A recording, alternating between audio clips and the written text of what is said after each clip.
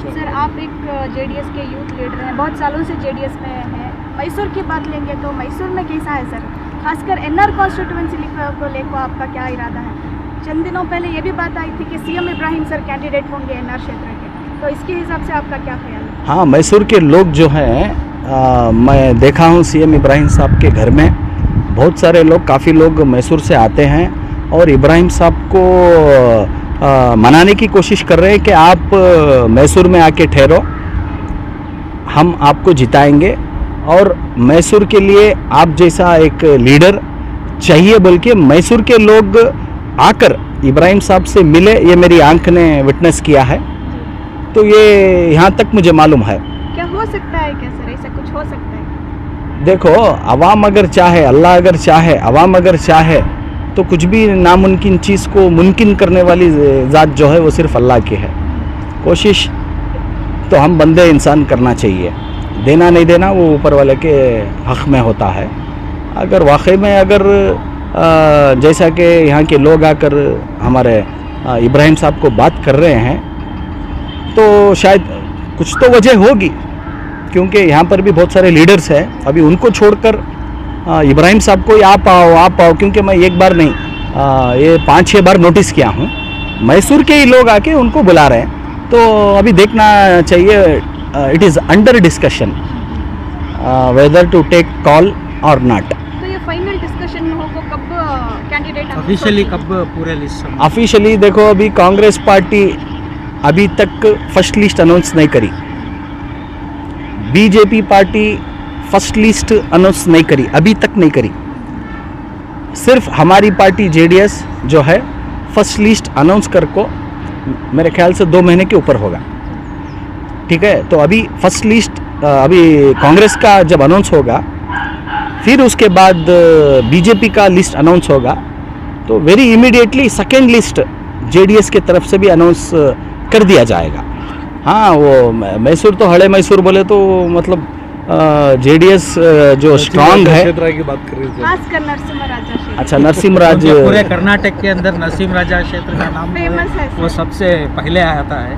तो यहाँ के लोगों को आपकी तरफ से पार्टी से एक अपील करता है? अभी कैंडिडेट तो अनाउंस नहीं किए हैं, अभी जिसका भी फाइनलाइजेशन होगा तो उसके हक़ में तो लोग जो भी हमारे जेडीएस के कार्यकर्ता हैं, हमारे कॉन्स्टिट्यूंसी प्रेसिडेंट है, माइनॉरिटी प्रेसिडेंट है और हमारे जो भी लोकल वार्ड प्रेसिडेंट्स हैं, कॉरपोरेटर्स हैं, सब मिलकर जेडीएस के हित में काम करेंगे।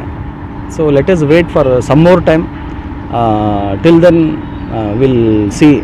Will wait for second list to be announced.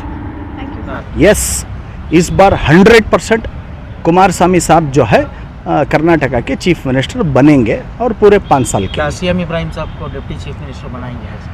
हाँ, अगर हमारे कर्नाटका के लोग, ये भी मैं एक बात बताना चाहता हूँ, पहली बार किसी एक मुस्लिम कैंडिडेट को जो है कर्नाटका का एक प्रादेशिक पक्ष जेडीएस के प्रेसिडेंट बनाए, तो मैं कर्नाटका के लोगों, मैसूर के लोगों, बेंगलुरु के लोग, सारे कर्नाटक के लोगों से ये गुजारिश करता हूँ, अपील करता हूँ कि ये इतना अच्छा मौका, इतना बड़ा पोजीशन जो सीएम इब्राहिम साहब को देवेगौड़ा साहब और कुमारस्वामी साहब दिए, एटलीस्ट उसकी लाज रखते हुए इस बार कर्नाटका के लोग वन साइड होकर कुमारस्वामी साहब को मेजॉरिटी में अगर जिताए, मेजॉरिटी में, ये कुमारस्वामी साहब कोलार में एक पंचरत्न यात्रा के दौरान एक मीटिंग में उन्होंने सभा में कहा था कि आप लोग मेजॉरिटी में अगर मुझे जिताते हैं, मेरी पार्टी को वोटिंग करते हैं, तो मैं चीफ मिनिस्टर बनूंगा और एक किसी मुसलमान को जो है डिप्टी चीफ मिनिस्टर बनाऊंगा। तो मेरे ख्याल से अभी सीएम इब्राहिम साहब का ही वो चांस रहेगा। हाँ, इशारा उन्हीं के तरफ। जब जेडीएस की बात आती है तो लोगों में ये कंफ्यूजन रहता है, जेडीएस बी टीम है, बीजेपी की टीम है करके। तो इस बार जब इलेक्शंस आ रही है सर, उसके हिसाब से आप क्या कहते हैं? अभी देखो, लास्ट टाइम क्या है, ये प्रचार कर को जो है 30-35 सीटें जो हैं हमारे चले गए जेडीएस के, जहाँ पर fight between JDS and BJP, वहाँ पर कांग्रेस को वोट दे दिया। जहाँ पर Congress 3rd position 4th position में है, तो वहाँ पर भी कांग्रेस को वोट देकर 10-15 हज़ार वोट देकर जेडीएस को डिफीट कर दिए। तो फ़ायदा किसको पहुँचा? बीजेपी को पहुँचा।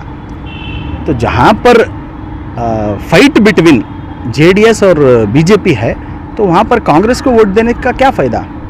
और जहाँ पर फाइट बिटवीन कांग्रेस और बीजेपी है, तो ये बात मैं नहीं, हमारे चीफ मिनिस्टर कुमारस्वामी साहब खुद अपनी एक ओपन सभा में कहे हैं कि अगर आपको लगता है कि बीजेपी का और कांग्रेस का मुकाबला है, जेडीएस 3rd पोजीशन में है, not in 2nd position. JDS अगर 3rd पोजीशन में है तो you don't vote JDS, you won't Congress only. ये बात कुमारस्वामी साहब खुद हमारा जनता परवा में बिरदी में एक बड़ा अभियान चलाए थे, तो उसमें कुमारस्वामी साहब खुद हमारे बताए थे।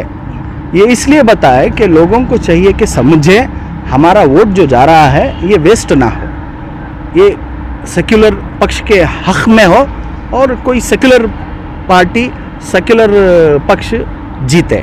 बस यही हमारा विजन।